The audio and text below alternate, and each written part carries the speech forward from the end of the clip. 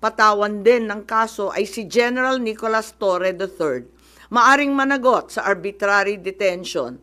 2 counts of arbitrary detention, not only against the former president, but also against former Executive Secretary Medialdea.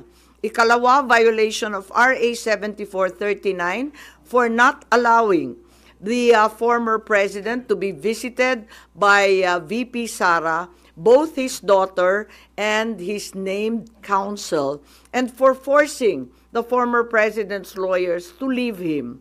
Also, the violation of 3019 for allowing himself to be induced or persuaded by General Marbil or SILG Remulla to perform an act in violation of law, rules, and regulations in connection with his official functions.